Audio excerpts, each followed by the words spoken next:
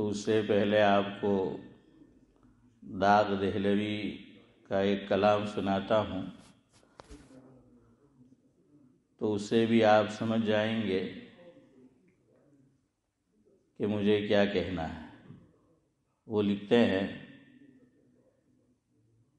پھرے راہ سے وہ یہی کہتے کہتے،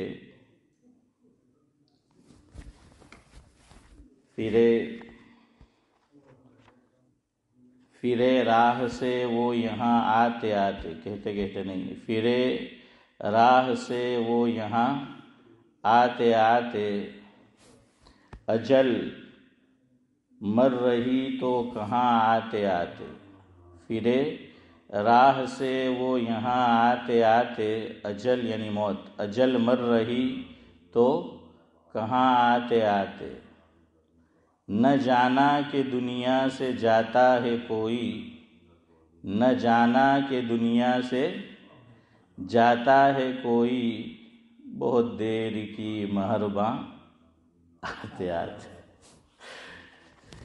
یہ فقرہ بڑا مشہور ہے۔ نہ جانا کہ دنیا سے جاتا ہے کوئی، بہت دیر کی مہرباں آتے آتے۔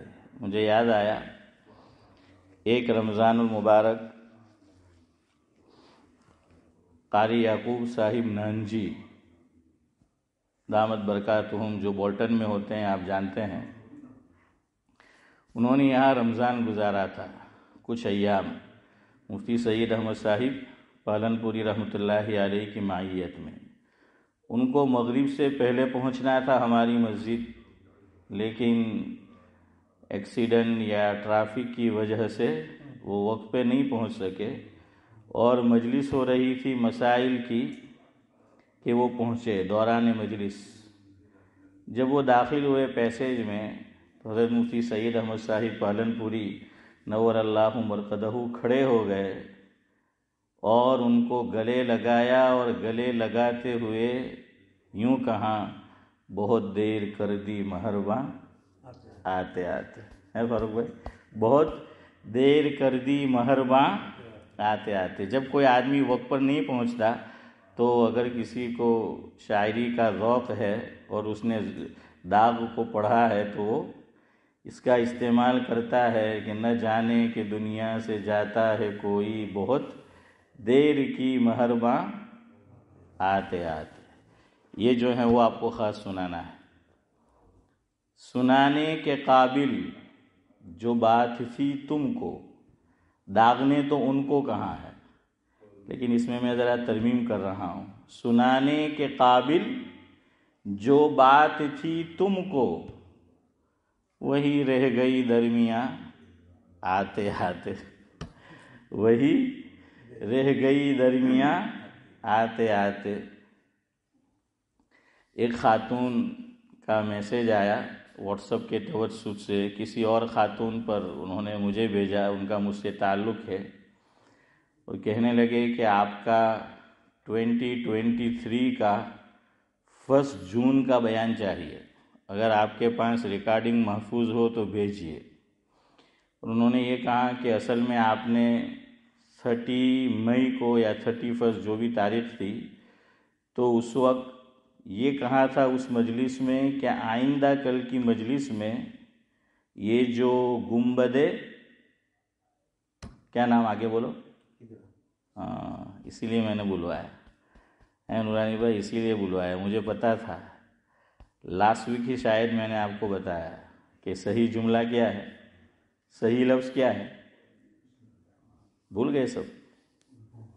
خضیرہ، خضرہ نہیں ہے، وہ حضرت خضر کا تذکرہ آیا تھا، یاد ہے چودھری صاحب؟ تو میں نے آپ کو بتایا تھا کہ یہ ہم لوگ غلط تلفظ کرتے ہیں، علماء بھی بہت سے۔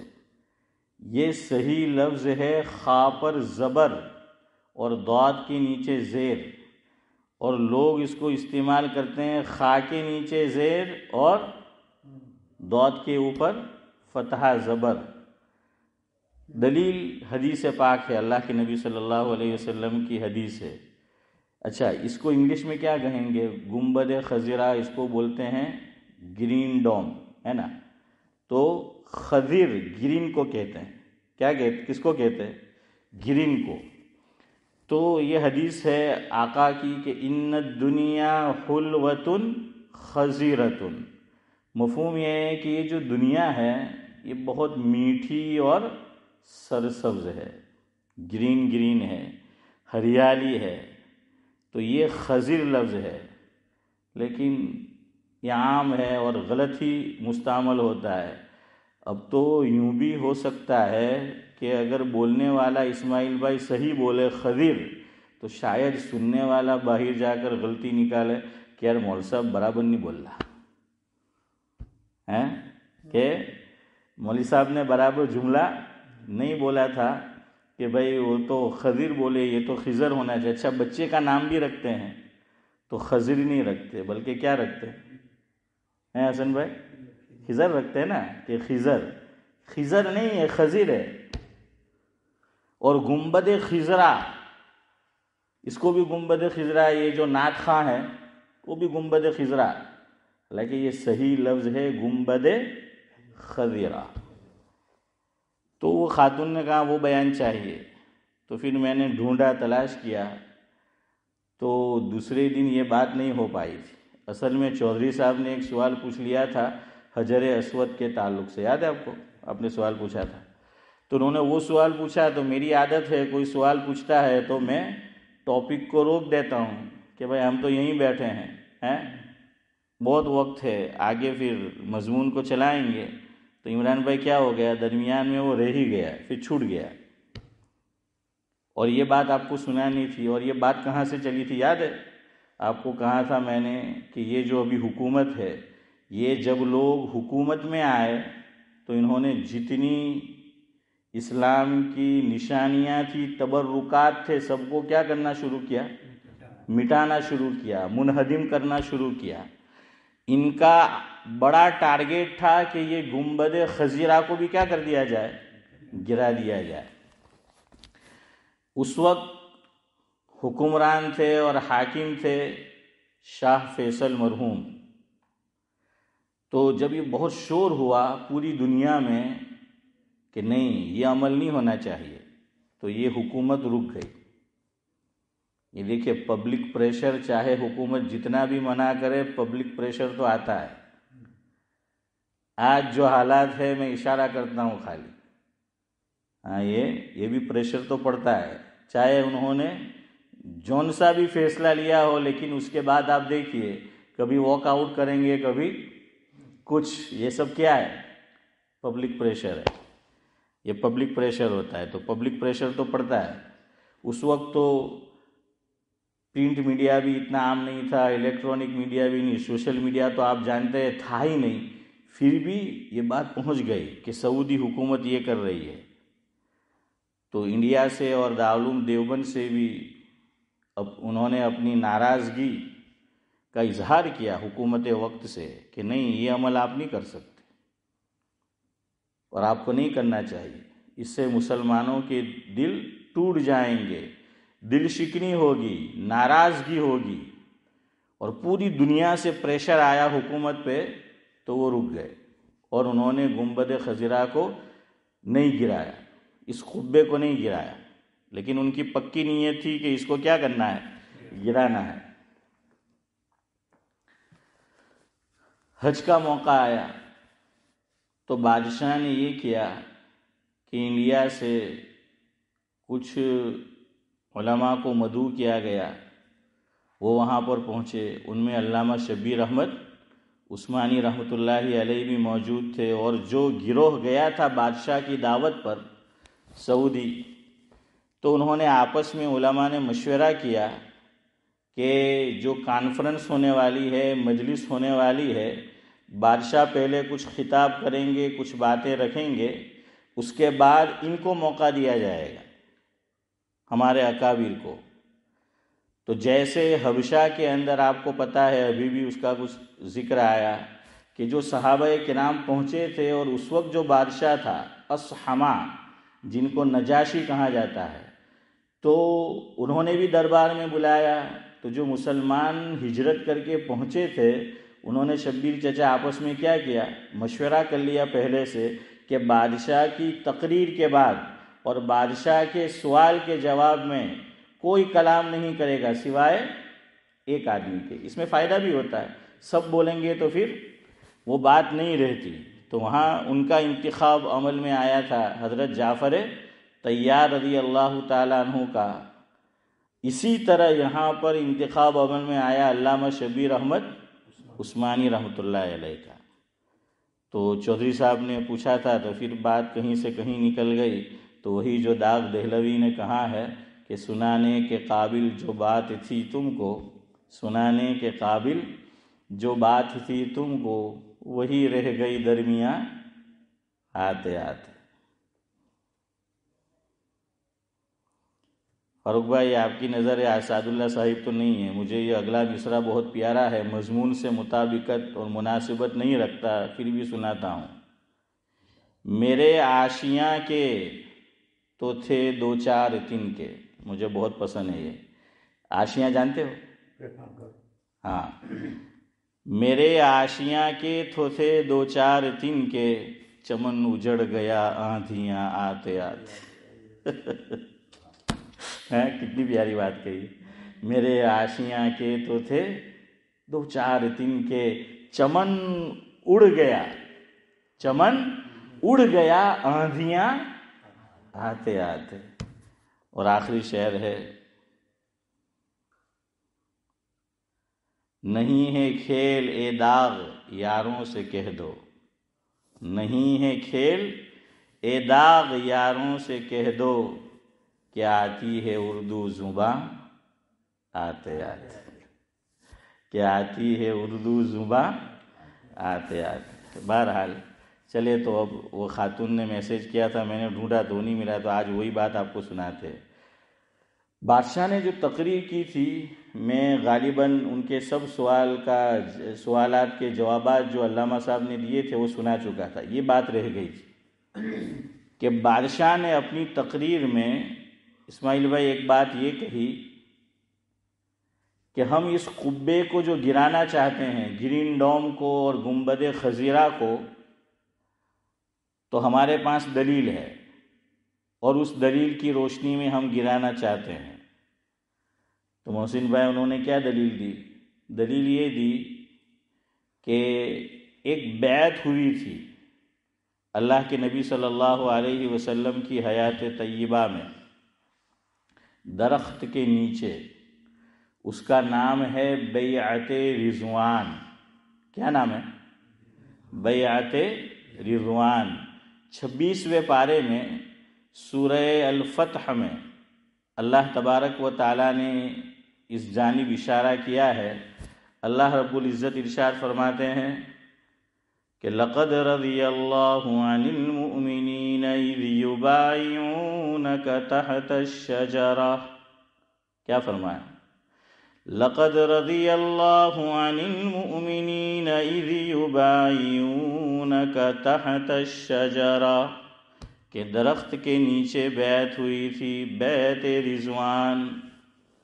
تو جو درخت تھا، حضرت عمر فاروق رضی اللہ تعالی عنہ کی خلافت میں بائے عرش کیا کیا، حضرت عمر رضی اللہ تعالی عنہ نے اس درخت کو کٹوا دیا اور یہ فرمایا کہ مجھے یہ خدشہ اور خطرہ ہے کہ آگے چل کر لوگ اس درخت کی پوجا شروع نہ کر دے، کہ اس درخت کی پوجا شروع کر دے وہ، یہ مجھے خطرہ ہے کہ کہیں یہ کام نہ ہو جائے آگے چل کر، اس لیے حضرت عمر رضی اللہ تعالی عنہ نے اس درخت کو کٹوا دیا تھا۔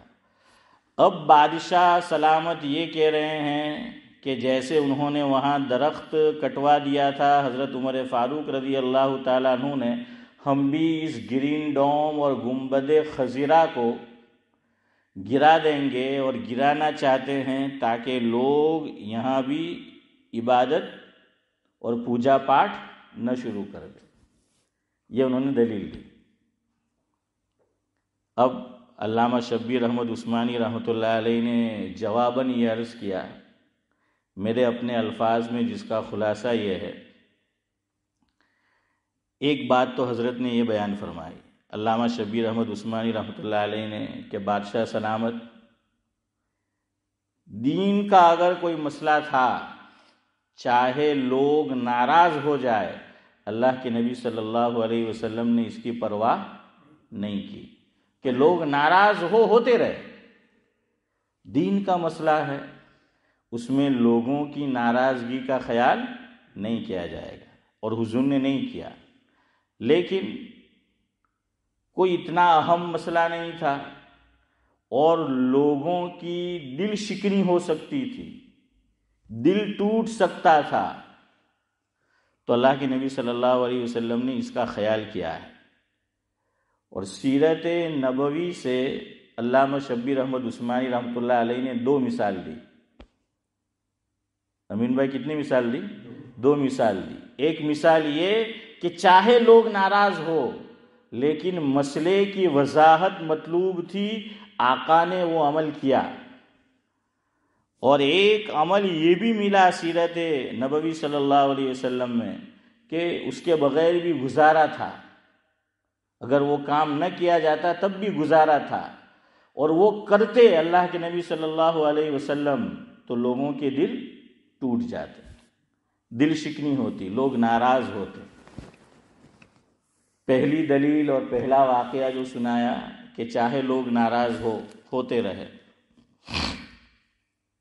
زمانہ جاہلیت میں یہ بات چلی آ رہی تھی کہ منہ بولا بیٹا بھی حقیقی بیٹے کی طرح ہے۔ کیسا بیٹا؟ منہ بولا، دتک لینا جس کو بولتے ہیں، انگلش میں کیا ہے، فوسٹرنگ کرنا ہے، کیا بولیں گے؟ اڈوپشن۔ ہاں، اڈوپٹ کرتے ہیں، جزاک اللہ، جو اڈوپٹ کرتے ہیں۔ تو لوگ یہ سمجھتے آ رہے تھے کہ جو لے پالک ہے، جس بچے کو دتک لے لیا، جس کو اڈاپٹ کیا، تو وہ بھی، اس کا حکم بھی سگے بچے کی طرح ہے۔ یعنی کیا مطلب؟ کہ جیسے ماں باپ کے انتقال پر حقیقی اولاد ترکے میں سے کیا پاتی ہے؟ وراثت ہے۔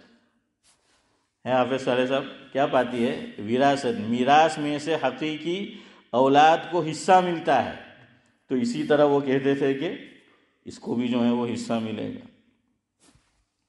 آپس میں نکاح کہاں کرنا، کہاں نہیں کرنا، کہاں جائز کہاں نہیں جائز، وہ احکام بھی اس پر لاگو کرتے تھے۔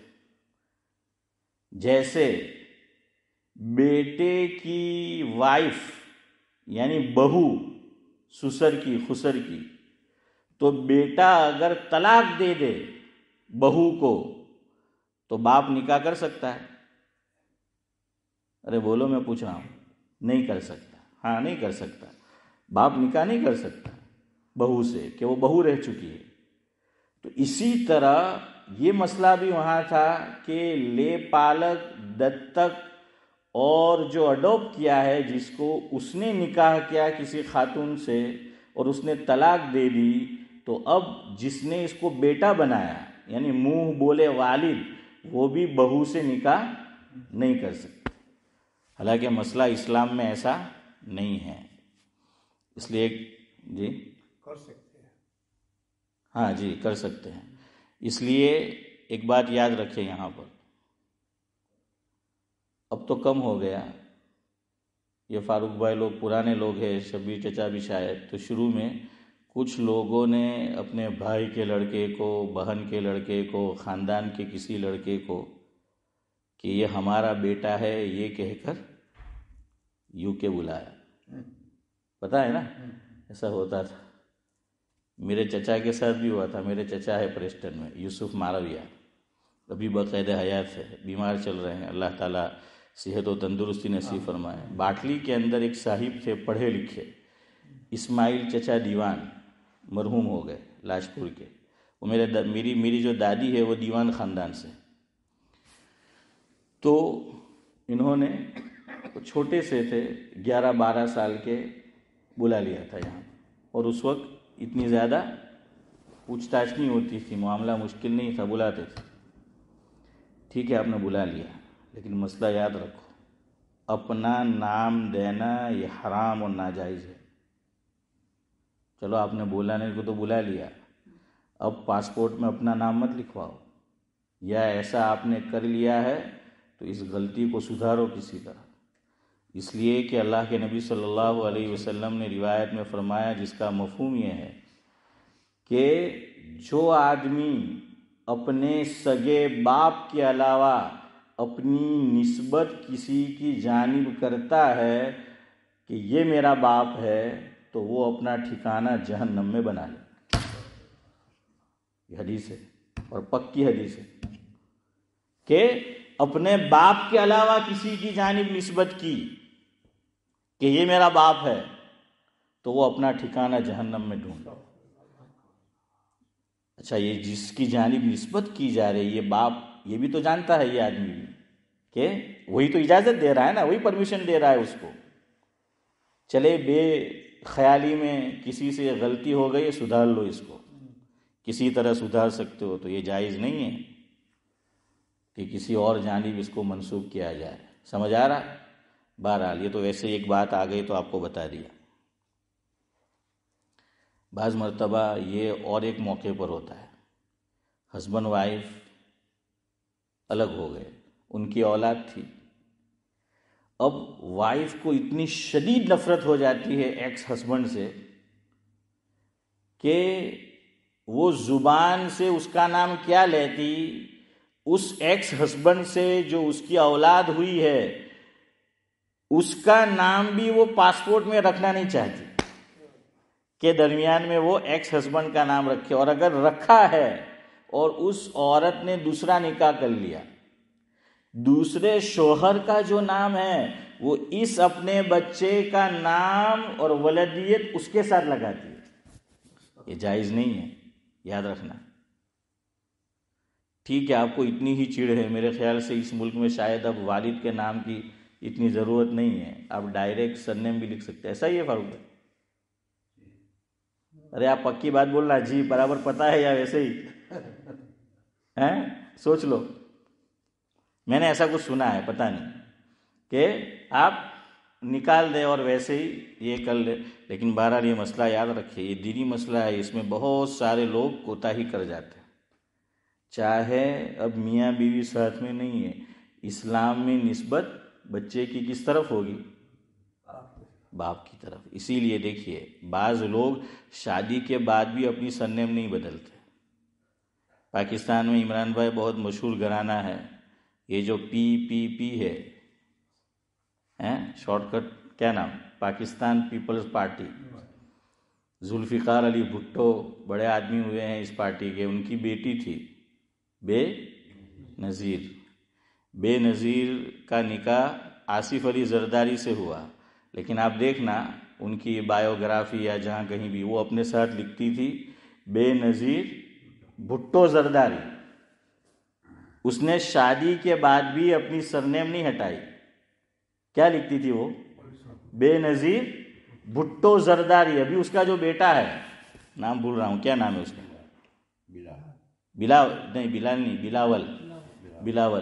بلاول. وہ بھی یہی لکھتا ہے، بلاول بھٹو زرداری.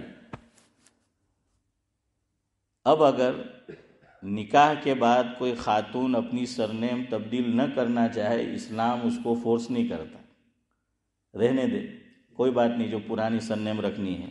لیکن اولاد جو ہوگی، یہ جو بلاول کے ساتھ کیا یہ صحیح نہیں ہے.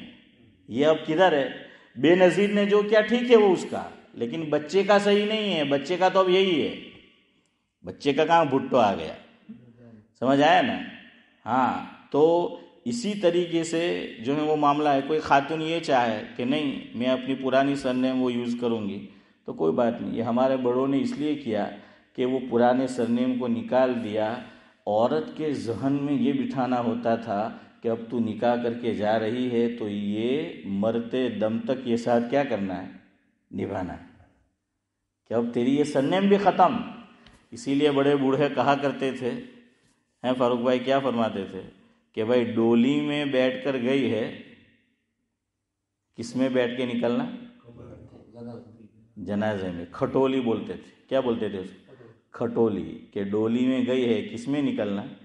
کھٹولی میں سے جو ہے وہ نکلنا۔ وہ پہلے سے کیوں ماں باپ کا کیا بھی ذہن یہی بنا ہوتا تھا، نیت کہ یہ جو شادی ہے یہ جیون بھر کا ساتھ ہے، یہ جیون بھر کا ساتھ ہے، لیکن اب تو پل بھر کا ساتھ رہ گیا۔ اب تو اتنا خرچہ ہوتا ہے پھر بھی وہ پل بھر کا ساتھ ہے نورانی بھائی، بس پتہ نہیں کیا نیت ہوتی ہے کیا نہیں ہوتا۔ بہرحال تو یہ آپ کو میں نے درمیان میں بات آئی تو آپ کو بتا دیا، لیکن باپ کی نسبت ماں نہیں ہٹا سکتی، اور جو اس کا سوتیلا باپ ہے، اسٹیپ فادر بولتے ہیں نا، اسٹیپ فادر، اس کی طرف نسبت نہیں کی جا سکتی۔ بہرحال یہ مسئلہ اسلام کو واضح کرنا تھا جو زمانہ جاہلیت سے چلا آ رہا تھا۔ اب آپ صلی اللہ علیہ وسلم کا نکاح ہوا حضرت خدیجہ رضی اللہ تعالیٰ عنہ سے، وہ حضرت کی پہلی بیوی ہے۔ زید بن حارثہ رضی اللہ تعالیٰ عنہ اس کو دتک لے لیا تھا، منہ بولا بیٹا اڈاپٹ کیا تھا، کس نے؟ حضرت خدیجہ رضی اللہ تعالیٰ عنہ نے، اور پھر نکاح ہو گیا حضور اکرم صلی اللہ علیہ وسلم کے ساتھ۔ تو یہ آپ صلی اللہ علیہ وسلم کے بھی کیا ہو گئے؟ منہ بولے بیٹے ہو گئے۔ کون؟ حضرت زید بن حارثہ رضی اللہ تعالیٰ عنہ، یہ منہ بولے بیٹے ہو گئے۔ اب ان کا نکاح ہوتا ہے آپ صلی اللہ علیہ وسلم کی پھوپھی زاد بہن حضرت صفیہ رضی اللہ تعالیٰ عنہ سے ہوتا ہے۔ اب دونوں کی بنتی نہیں ہے آپس میں، کیوں؟ یہ غلام رہ چکے تھے، حضرت زید بن حارثہ رضی اللہ تعالیٰ عنہ، ان پہ غلامی کا داغ تھا، اور حضرت صفیہ رضی اللہ تعالیٰ عنہ اعلیٰ خاندان سے تھی، آزاد تھی، اس لیے وہ پسند نہیں کرتی تھی کہ میرا نکاح ایسے آدمی سے ہو کہ جس پہ غلامی کا داغ لگ چکا ہے، گرچہ وہ آزاد کر دیا گیا تھا بعد میں، لیکن غلامی کا داغ لگ چکا تھا۔ لیکن آپ صلی اللہ علیہ وسلم کا حکم تھا کہ نہیں، آپ کو نکاح کرنا ہے، تو نبی کے حکم کو تو ٹھکرا نہیں سکتی۔ یہ آیت کریمہ کہتے ہیں کہ شان نزول میں ایک بات یہ بھی ہے کہ یہ آیت کریمہ نازل ہوئی کہ فَلَا وَرَبِّكَ لَا يُؤْمِنُونَ حَتَّى يُحَكِّمُوكَ فِي مَا شَجَرَ بَيْنَهُمْ اِلَى آخِرِهِ۔ تو یہ آیت اسی وقت نازل ہوئی کہ نبی کے حکم کو ٹھکرا نہیں سکتے۔ اب نکاح کر لیا، آپس میں بنتی نہیں تھی، طلاق دے دی حضرت زید بن حارثہ رضی اللہ تعالیٰ عنہ نے۔ اب زمانہ جاہلیت سے یہی بات چلتی آ رہی تھی کہ منہ بولے بیٹے کی بیوی کے ساتھ نکاح جائز نہیں تھا، لیکن اسلام میں ایسا نہیں ہے۔ اب عملاً پریکٹیکلی طور پر اسلام اس مسئلے کو واضح کرنا چاہتا تھا، تو اللہ تبارک و تعالیٰ نے نبی کریم صلی اللہ علیہ وسلم کو یہ حکم دیا کہ اب حضرت صفیہ رضی اللہ تعالیٰ عنہ حضرت زید بن حارثہ جو آپ کے منہ بولے بیٹے تھے ان کی بیوی نہیں رہی ہے، اب تم کیا کرو، ان سے نکاح کر لو، شادی کر لو، تاکہ لوگوں کو پریکٹیکلی طور پر، عملی طور پر معلوم ہو جائے کہ اسلام میں مسئلہ ویسا نہیں ہے جو لوگ سمجھتے ہیں اور زمانہ جاہلیت میں تھا۔ اب لوگوں نے تانا دینا شروع کیا کہ یہ تو بیٹے کی ایکس وائف سے، اپنی بہو سے نکاح کر لیا نبی نے، کہ یہ تو ان کا بیٹا ہے۔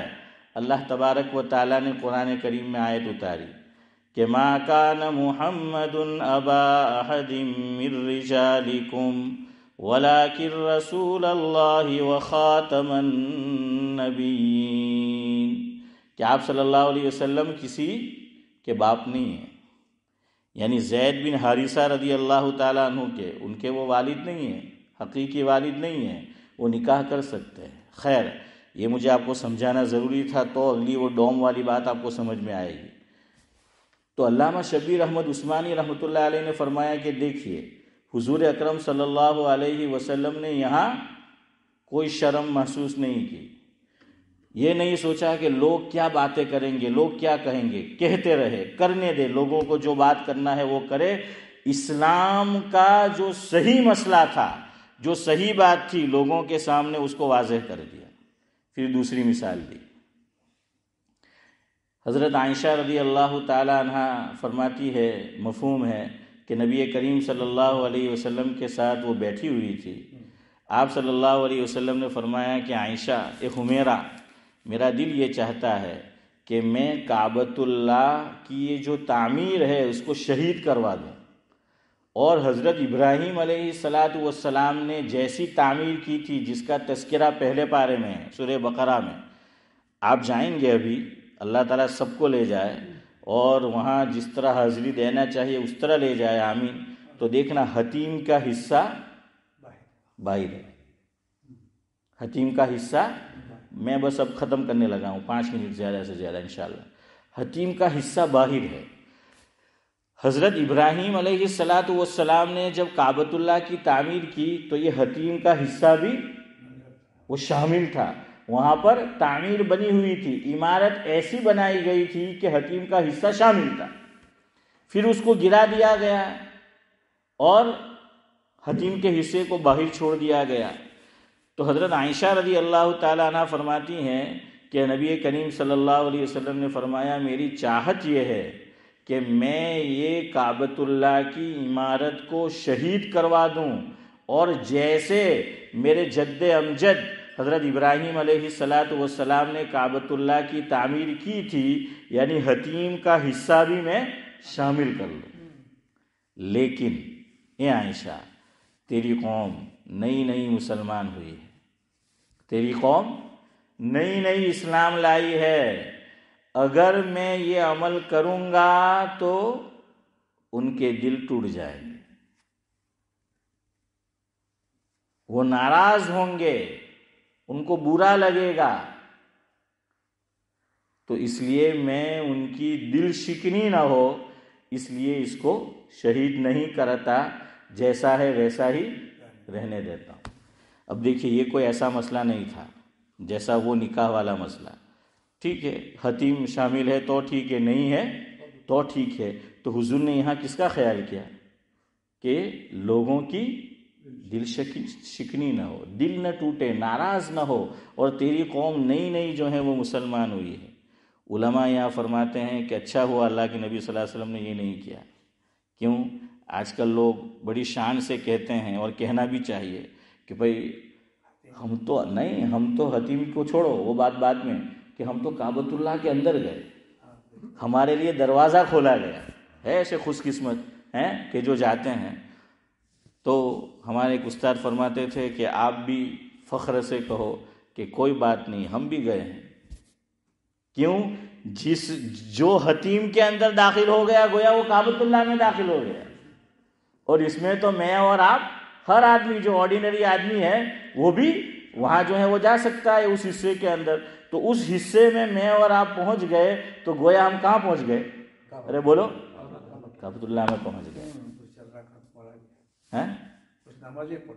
ہاں بالکل، تو پڑھنی چاہیے، موقع ملے تو، گویا آپ نے اسی میں نماز پڑھی اگر وہاں آپ کو پڑھنے کا موقع مل گیا۔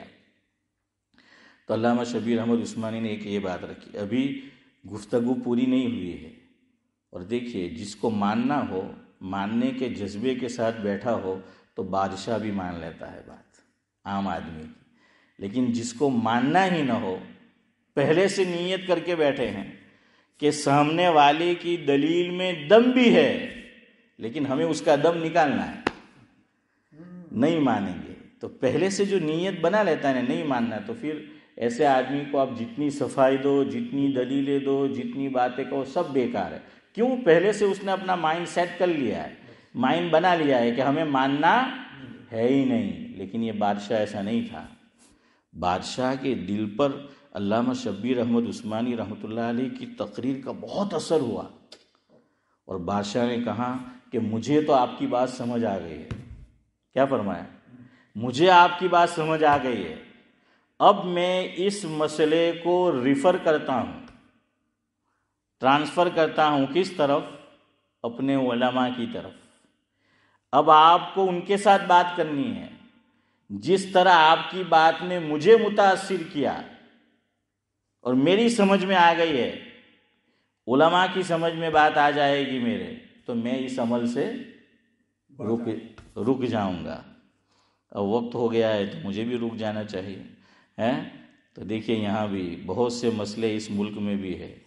عوام اور جن کے ہاتھ میں پاور ہے، کوئی بات نہیں، آپ ڈسکس کریں، پھر اس مسئلے کو ریفر کر دے. اب بول ہی نہیں رہے تو کہاں ریفر ہوگا؟ ارے بولو کس کی طرف؟ علماء کی طرف. اور جو صحیح نیت سے بیٹھے ہیں تو معاملہ کیا ہو جائے گا؟ وہ حل ہو جائے گا. لیکن ہمارے یہاں مسئلہ یہ ہے کہ جس کے ہاتھ میں ڈنڈا آ جاتا ہے، پاور آ جاتا ہے، پھر وہ بات بھی صحیح طرح نہیں کرتا. یعنی آپ چھوڑے دوسری باتیں، عہدہ آ جائے تو ایسی فرونیت آ جاتی ہے بعض لوگ میں کہ پھر وہ صحیح منہ سے بات بھی نہیں کریں گے. جیسے ہمارے حضرت فرماتے تھے مولانا ابرار احمد صاحب دھلیوی رحمۃ اللہ علیہ، انڈیا کے اعتبار سے چودھری صاحب، کہ کھیڈوت ہوتے ہیں گاؤں میں اکثر کسان. کہاں کہ کسی کا کھیت فصل بہت اچھی پکی ہے گاؤں میں تو اس کی 2 نشانی. پھر بات ختم کرتا ہوں، اتنا سن لیں، یہ جو گرین ڈوم اور گنبد خضیرہ آج محفوظ ہے، یہ اکابر علماء دیوبند کی دین ہے. انشاءاللہ اسی بات کو کل آگے بڑھائیں گے. اب 2 نشانی سن لو. اور جو پاور میں آتا ہے اس کو ہضم نہیں ہو رہا ہے، اس کی نشانی وہ صحیح منہ سے بات نہیں کرے گا. اس کا بات کرنے کا انداز کرسی آنے سے پہلے کچھ اور، کرسی پر آنے کے بعد کچھ اور. اللہ اکبر. ارے ہمارے لیے تو ہمارے نبی ہیں، آئیڈیل ہے، نمونہ ہے. اللہ کے نبی صلی اللہ علیہ وسلم نے مکہ فتح کر لیا. آپ دیکھ لیجئے سیرت کی کتاب اٹھا کر. اللہ اکبر. میں اور آپ بھی شاید وہ نہیں کر پائے. ادھر دیکھو، حضور صلی اللہ علیہ وسلم اونٹ پر تھے، میری طرف دیکھو، اور مکہ فتح کیا ہے. اور یوں ہے، یہ جو حصہ ہے منہ کا کیا بولیں گے؟ تھوڑی. ہاں، یہ جس کو ڈاچو بولتے ہیں، وہ کس سے لگا ہے؟ اونٹ پر ایک چیز ہوتا ہے کجاوا، آنکھیں نیچی ہے اور اس کے ساتھ لگا. کیوں؟ جنہوں نے ظلم کیا تھا. حضور نظر اٹھا کر دیکھ لے، آج وہ نظر سے نظر نہیں ملا سکتے. حضور چاہتے تھے کہ یہ شرمندہ نہ ہو. یہ کیا ہو؟ شرمندہ نہ ہو. تو فتح کرنے کے بعد عاجزی آئی. عہدہ ملنے کے بعد آدمی میں عاجزی آنی چاہیے، تواضع آنی چاہیے، انکساری آنی چاہیے، لہجے میں نرمی آنی چاہیے. لیکن ہمارے یہاں معاملہ کچھ اور ہی ہے. ہمارے اندر وہ نبی کی صفت نہیں آتی، ہمارے اندر فرعونیت آ جاتی ہے.